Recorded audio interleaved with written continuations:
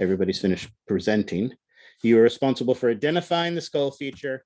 And secondly, you are responsible for identifying. So on the exam, I could point at one of these things and say, identify the skull feature, or I could point at one of these things and say, identify the bones and bone features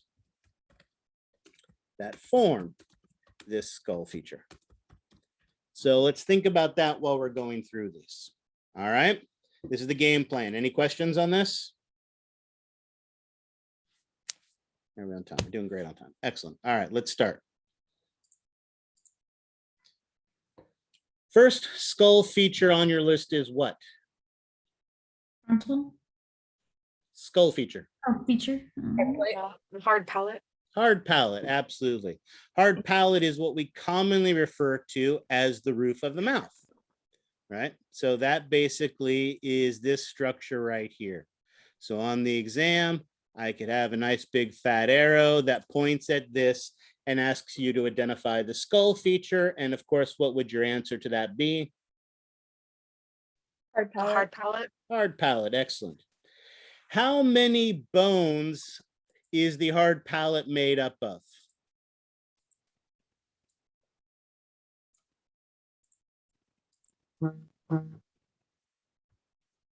Two.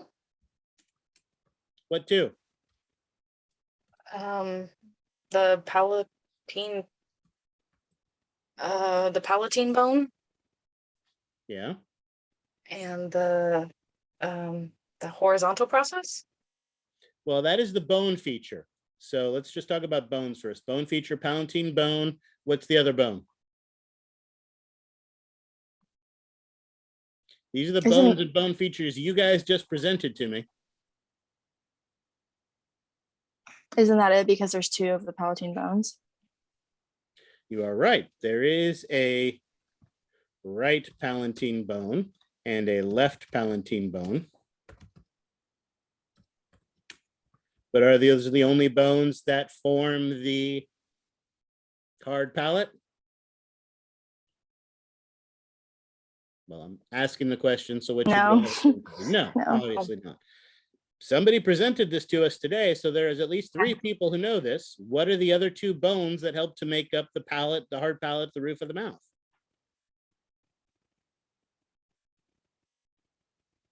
Well, let's see. I happen to see a bunch of teeth here. What bone has these teeth in them? Maxillary. Maxillary, there you go. And how many of those do we have? 2. Yeah, there we go.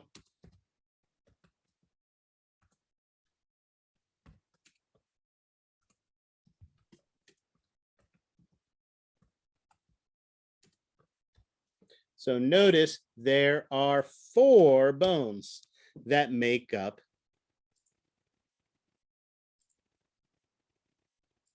the hard palate. And we can actually see the easy suture that we can see is this suture that goes right down there like that. But if you look closely, you can also see the suture that goes like that. So bone 1, identify that bone.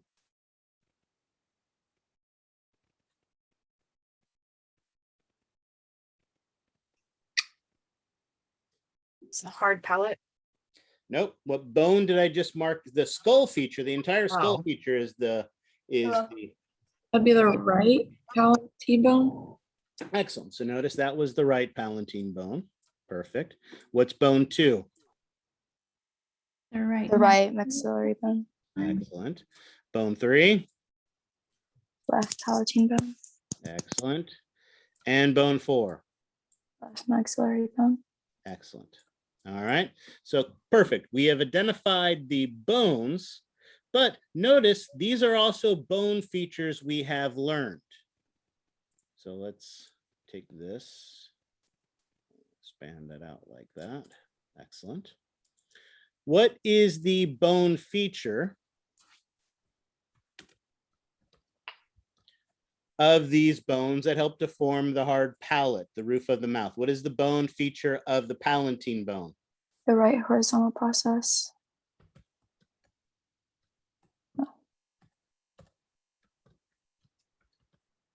Does the palatine bone have 2 processes? Yeah, right and left. No, it has Oh, just one. one. Right? The right palatine bone has one. That one horizontal process. But you are correct. There is a second horizontal process, but that is the horizontal process of the left palatine bone.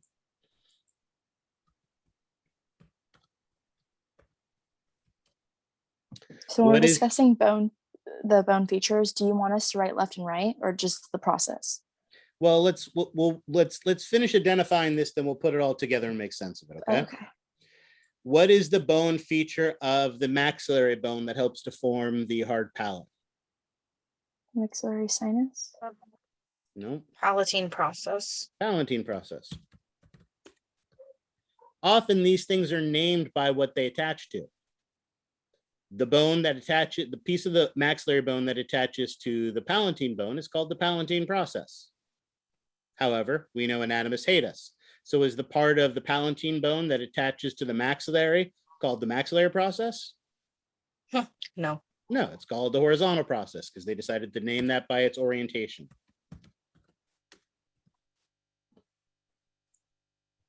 All right. So let's put the pieces together.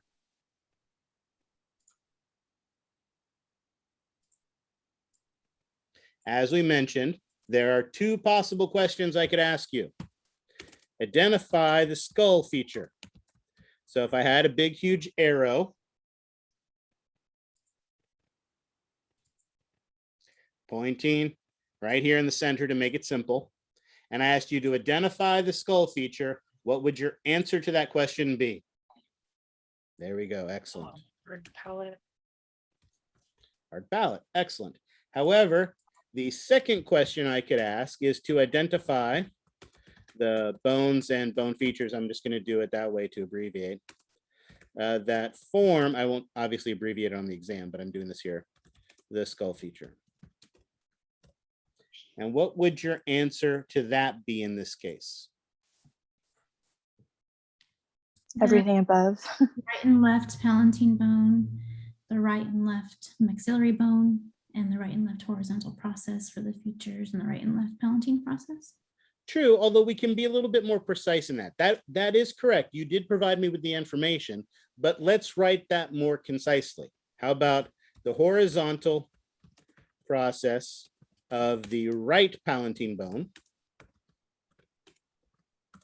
the horizontal process of the left palatine bone, the palatine process of the right maxilla or maxillary bone, and the palatine process of the left maxilla. All right. Notice that way we're identifying all four bones and all four bone features. And we're doing matchy-matchy. If I say the two palatine bones and the two maxillary bones and the two horizontal processes and the two palatine processes, have I said which ones go with which? No. No. So notice here, you want to be precise. Bones with bone features, and here, right and left matters, because notice there's four bones here. If I just say it's made up of the horizontal process of the palatine bone and the palatine process of the maxillary bone, are there just two things that are making this up? No. No, there's four things. So here we definitely need to distinguish right and left. Now, of course, the last thing to remember is notice if I were to, for instance, take this arrow and point it here and ask you to identify this bone and bone feature,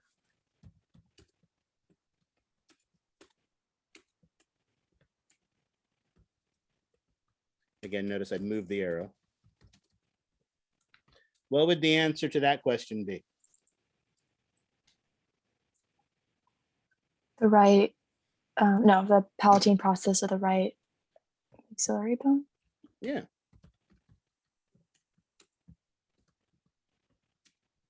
And you are correct. If I asked you for right or left, then you would need to give me right or left.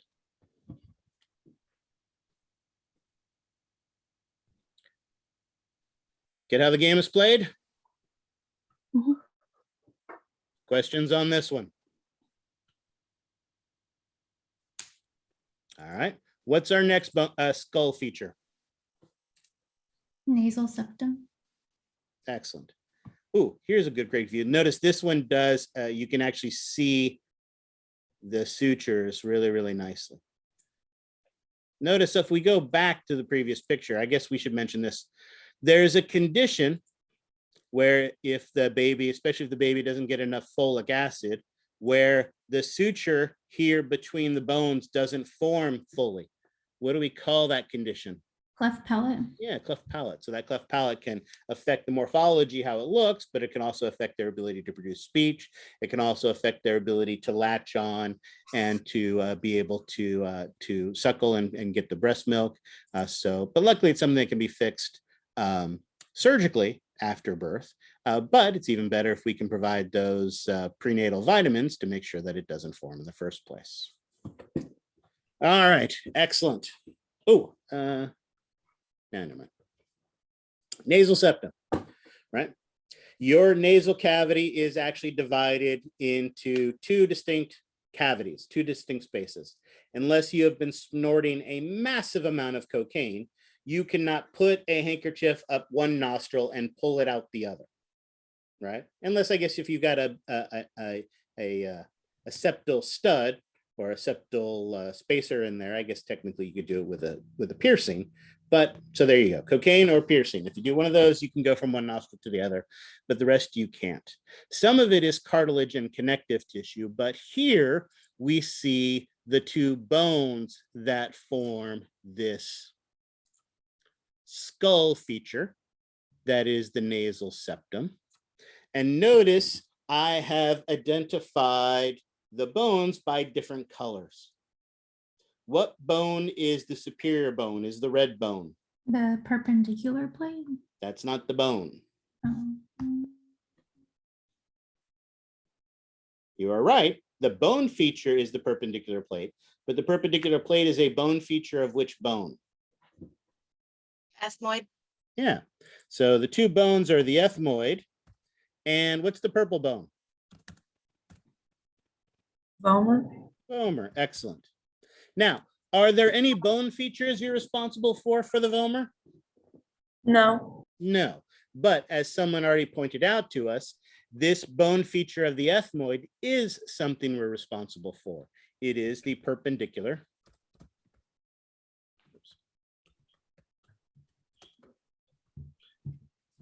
The perpendicular plate of the ethmoid. So notice on the exam, I could have a nice big oval around this bone feature, pardon me, the skull feature, with a nice big fat arrow pointing at it. And I could ask two questions. Identify the skull feature, and what is your answer? Nasal septum. Excellent. Or I could say identify the bones and bone features that form this skull feature, and what's your answer? Ethmoid and vomer. True, but remember, what bone feature of the ethmoid? The perpendicular plate. Yeah, so the perpendicular plate of the ethmoid and the vomer. So again, remember, if I'm asking for bones and bone features, don't just give me the bones. If it's a bone feature you're responsible for, and the perpendicular plate is a bone feature you're responsible for, then give that to me as well. The vomer doesn't have any bone features, so you just have to say vomer. That's easy. Yes, Aubrey. So if the circle was smaller and it was only around the ethmoid bone, then you wouldn't mention the vomer then. Well, so again, I don't even have to put a circle around it. Notice, let's do this.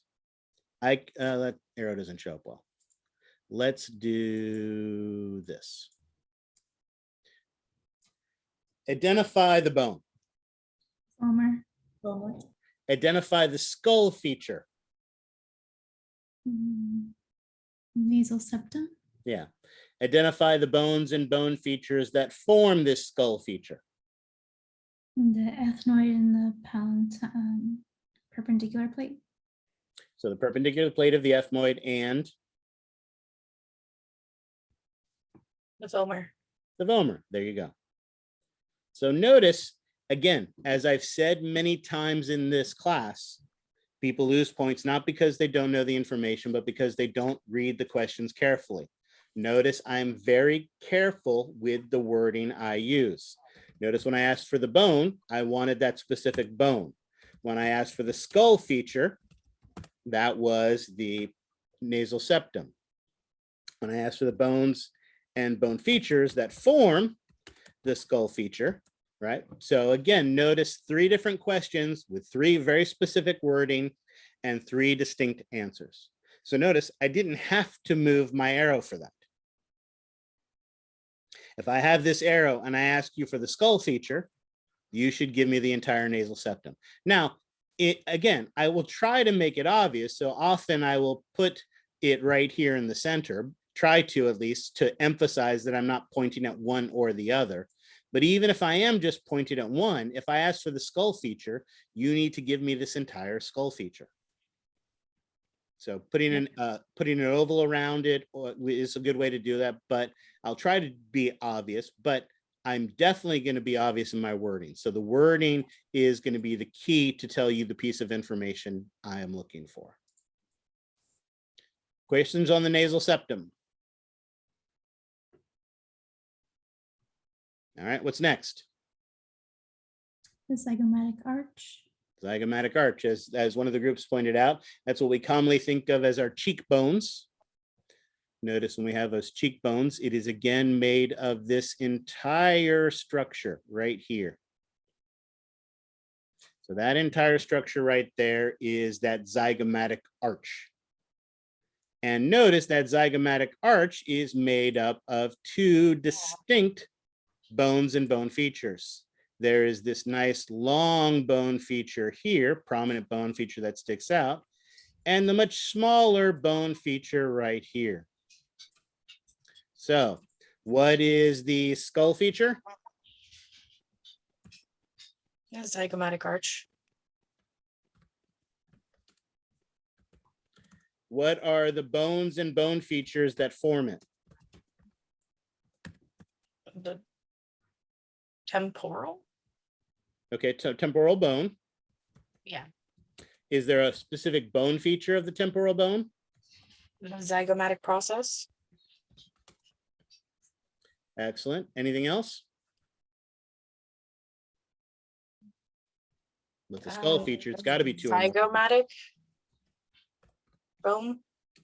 And what bone feature of the zygomatic bone? Temporal process. Again, notice the processes are named by the bones they attach to. Remember at the very beginning when I was talking about this, one has a point that sticks out. You've got that zygomatic process of the temporal bone. You've got that temporal process of the zygomatic bone. And when they come together, they form the skull feature that is the zygomatic arch. Right? So you don't have the arch with them by themselves, they have to come together. And notice the only difference between the way I'm doing it here with my fingers and the way it is there is that notice that the zygomatic process, the temporal process of the zygomatic bone is very short, whereas the zygomatic process, the temporal bone, is very long. So they don't evenly form the arch, but they still work together to form that arch. It's a mouthful to say. The zygomatic process of the temporal bone and the temporal process of the zygomatic bone. But that's just because the processes are named by the bones that they articulate with. All right, questions on that one?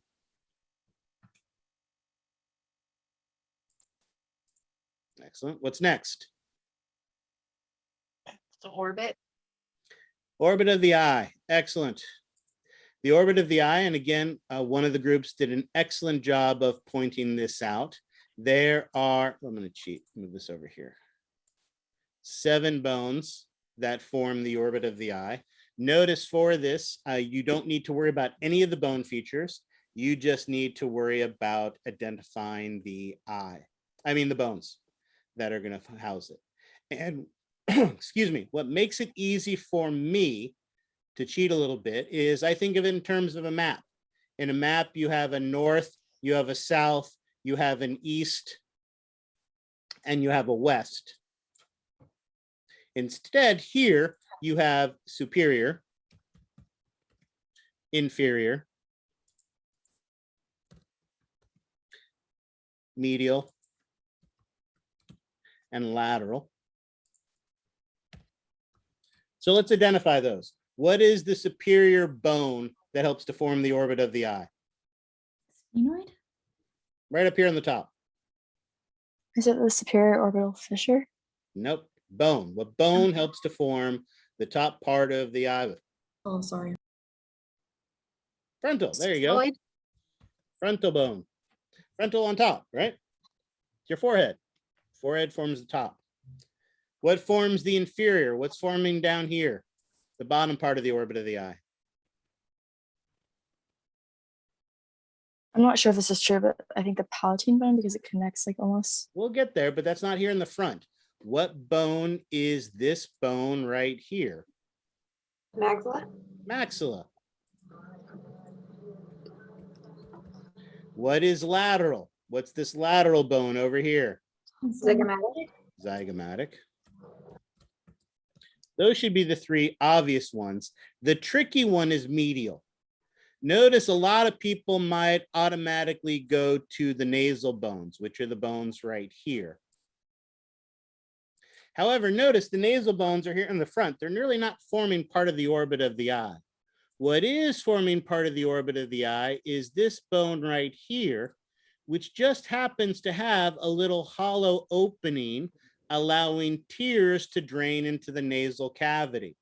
So what is that bone with that hole for the lacrimal duct called?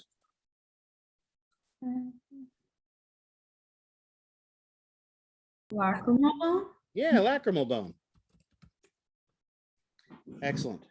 So frontal, lacrimal, maxilla, and zygomatic are the four outside bones, the north, south, east, and west, or the superior, inferior, lateral, and medial. And then to remember what you have on the inside, you just need to have a little ESP. What does the E stand for? Ethmoid? What does the P stand for, or the S stand for? Sphenoid? Adenoid. And what does the P stand for? Palatine? Excellent. So I will sneak this over here so we can actually highlight them. The biggest one is the sphenoid. This is the sphenoid that we see there, this part here. The ethmoid is behind the lacrimal, helping to form part of the medial inner wall. And as a couple of you mentioned, that palatine, just the very tip of the palatine bone comes up right here at the top, helping to form the inner orbit. So inside you have that ESP. And so those are your 7 bones that make up the orbit of the eye. Frontal, maxillary, zygomatic, lacrimal, ethmoid, sphenoid, palatine. Your book has a nice picture that shows this, which I think I have. Oh, there we can see the palatine. There it is. Here's that pretty picture from your textbook.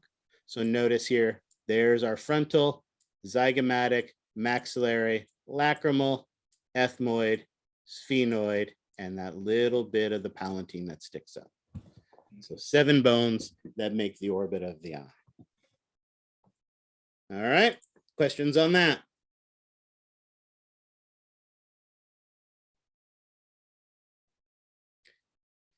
Excellent. We have learned a lot of bone features that are holes. Notice on this particular view, we can see the foramen ovale, which is easy to identify because the foramen spinosum is right next to it. Here we can see the carotid canal that we know is tunneling through that bone there.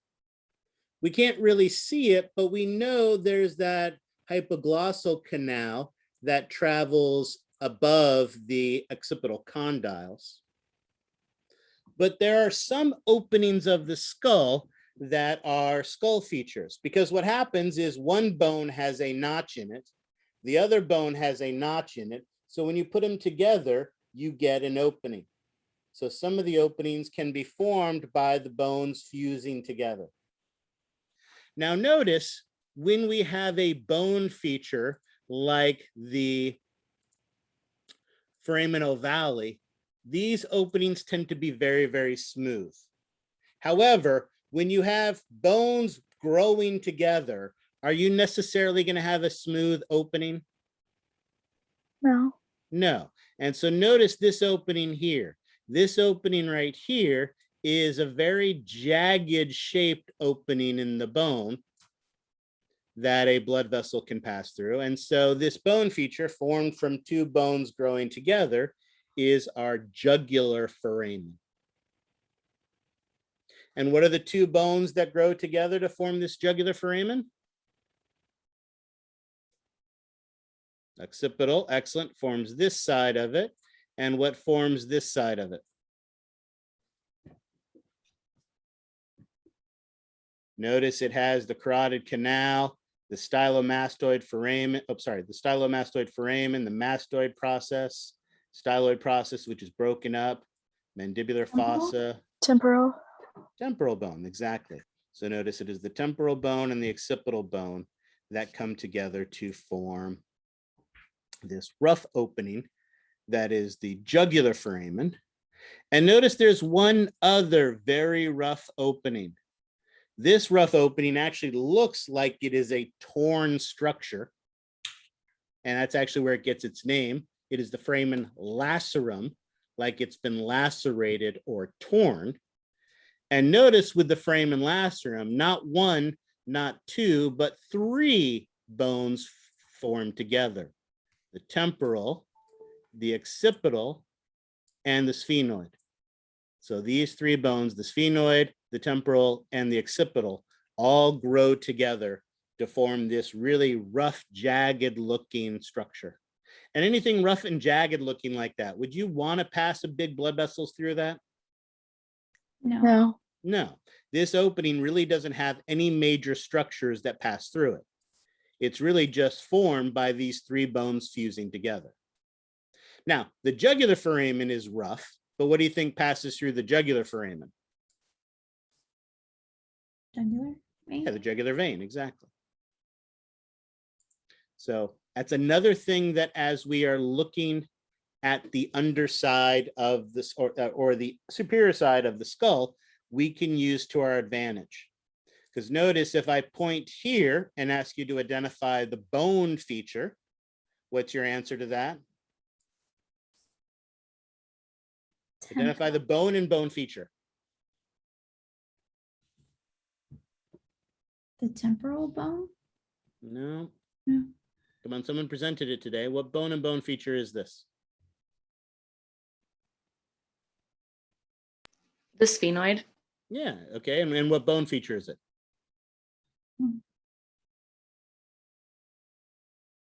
Well, it kind of looks like an oval shape opening to me. So what do you think it is? Foramen ovale. Excellent. So notice here on the exam, I point my arrow there. I'm going to ask you to identify the bone and bone feature. However, here, I'm going to ask you to identify the skull feature. And what skull feature is this? A jugular foramen. Jugular foramen. Excellent. Here, I could ask you to identify this space, this passageway. Identify the bone and bone feature of this space.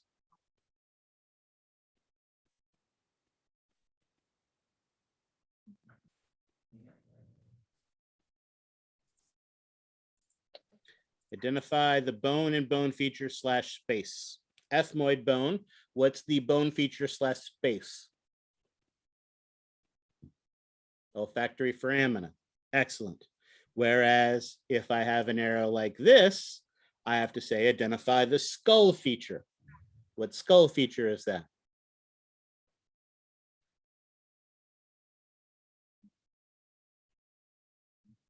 Well, so far you've only learned two skull features that are openings. Guess which one this one is?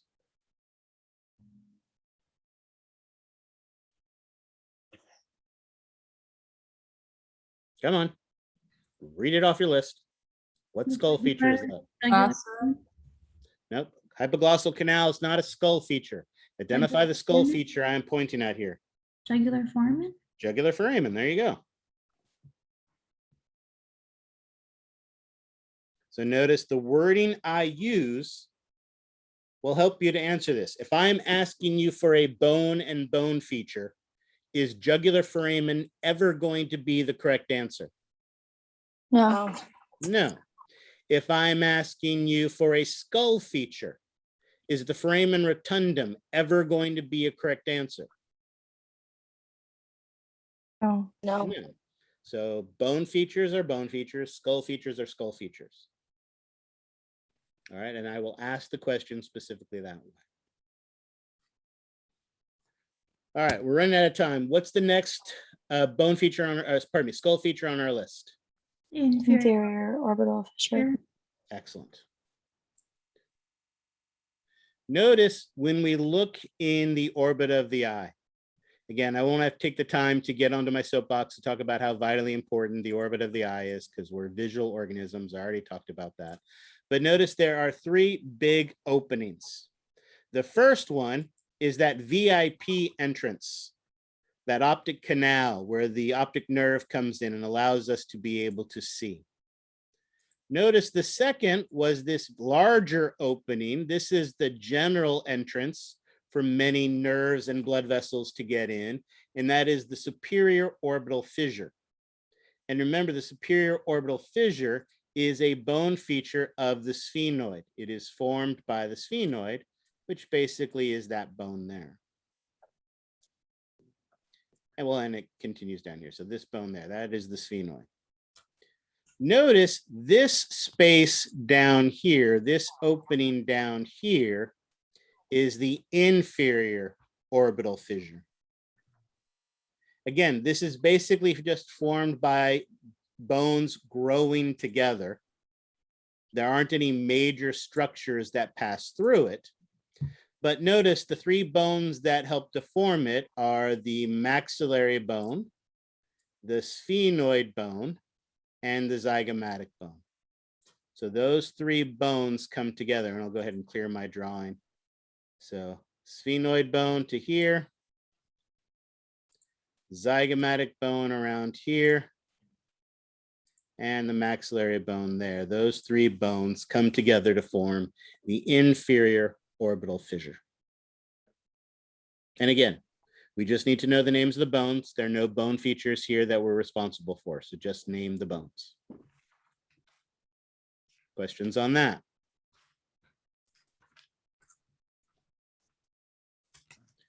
What's next? The foramen lacerum. All right, we did that already. Foramen lacerum, remember, was this one here, the torn looking one, where again, notice the temporal bone, the occipital bone, and the sphenoid bone all come together, forming that jagged looking opening, which, as I mentioned, nothing passes through. So we did that one. So next are the cranial fossas, correct? Yes. Notice the convenient thing about this is that there are three cranial fossas, and each one is made up of three different types of bones. The cranial fossa's job is to cradle your brain and hold it in space. Notice one of those indentations is very superficial. The other one has these kind of intermediate side dips here in the center. And then the third one is the big deep bowl part of this. So the superficial one that's towards the front, guess what it's called?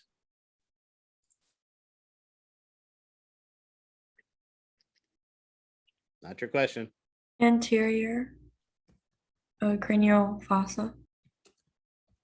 And the one in the back is the Posterior. and the one in the middle is the Middle. The middle. excellent. Three skull features, three cranial fossas, and three different types of bones help to make all of them. What are the three bones that help to make the anterior cranial fossa? Frontal. Frontal. What else? Ethmoid. What else? What's this raised ridge here?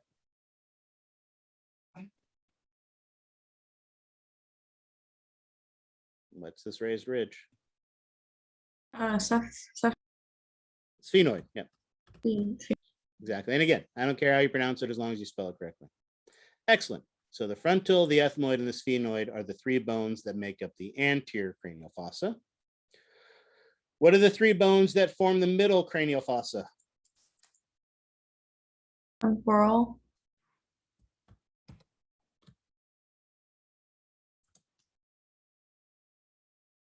Well, that sphenoid again helps to form the edge of it, right? And what is this bone right here? This bone right here. What do you think that bone right there is? The parietal? Parietal, exactly. Notice we're seeing it cut, but it's the entire cavity. So those two parietal bones help to form that.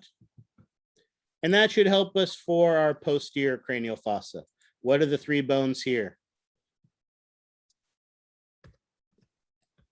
Occipital, parietal again.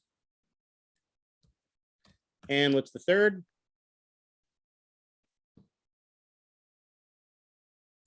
Notice helping to form the raised edge of this deep bowl. temporal. Temporal. There you go. Three cranial fossas, each one comprised of three different types of bones. So it makes it easy to remember.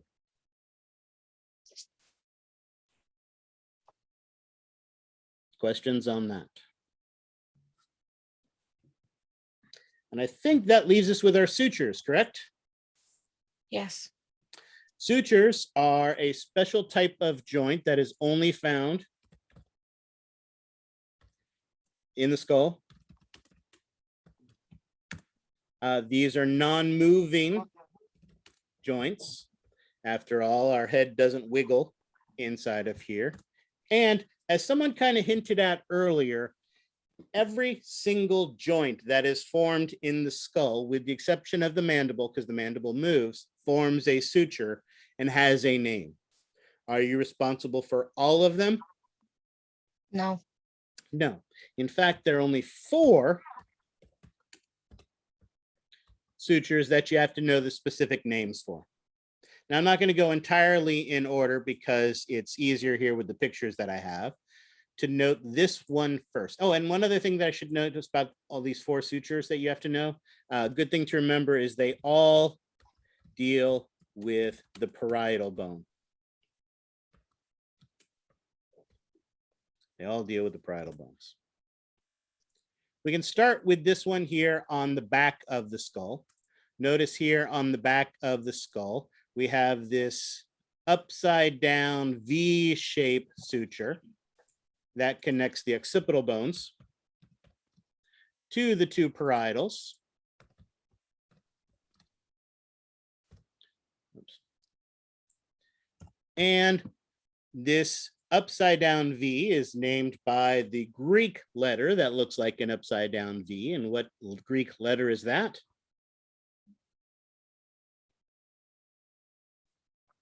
Really? None of you know your Greek? Good old lambda, lambda, lambda. Lambdoidal? Lambdoidal, absolutely. This is the lambdoidal suture between the occipital and the 2 parietals because it has this nice V shape to it, upside down V, just like the letter lambda. Notice there is this one here, like cutting yourself in a coronal section between the frontal bones and the 2 parietals. So what would that one be?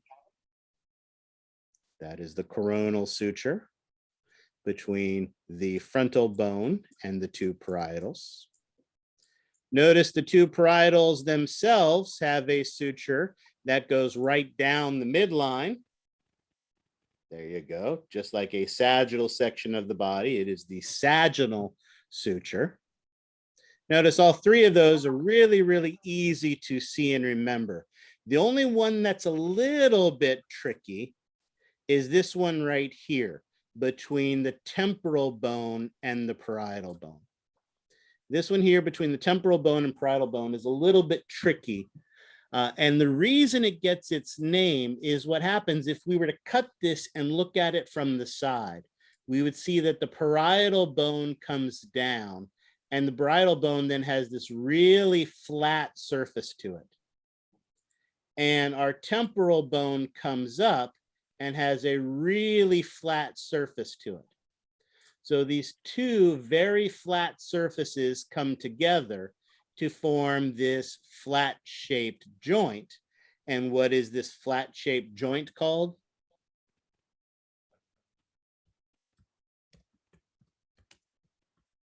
The squamous or squamosal suture.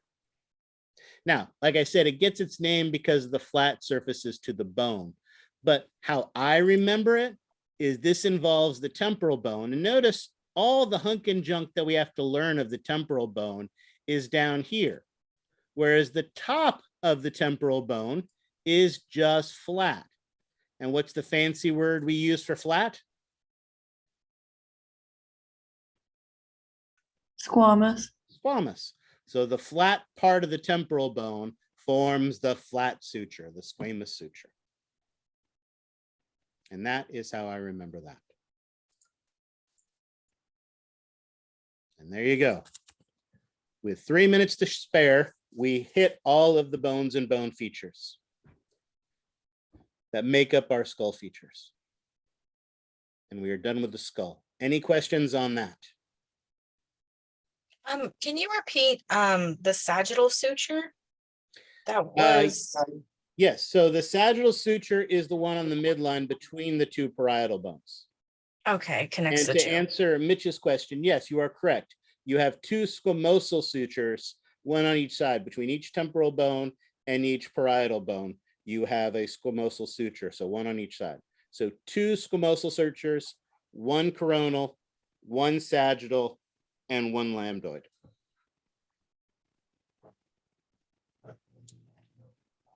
Excellent. Any other questions?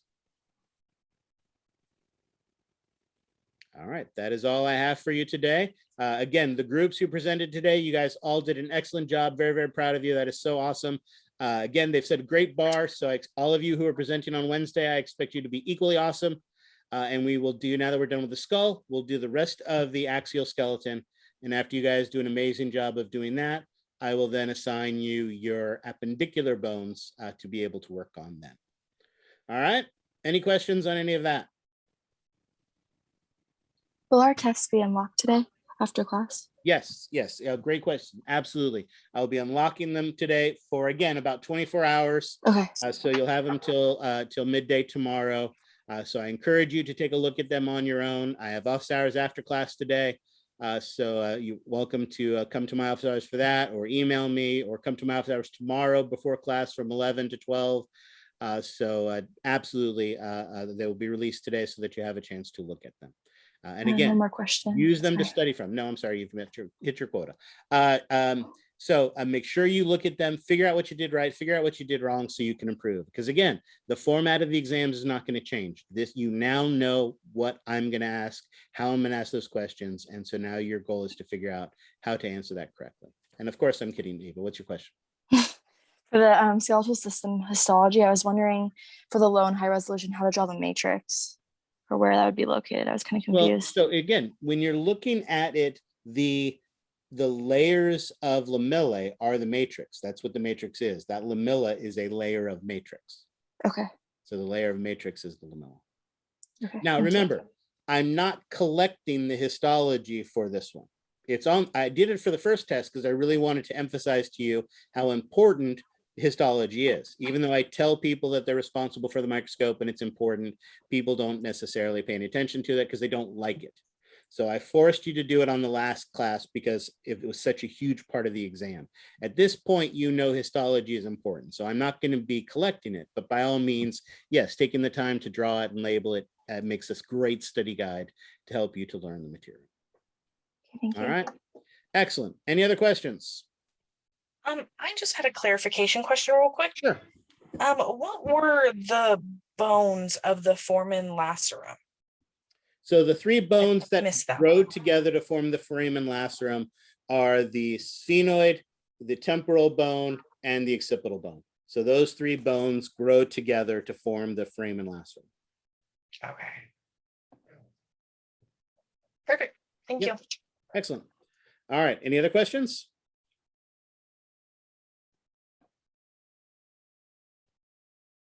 No more questions? All right. Then I will see you guys on Wednesday. Thank you. Thank you. Right.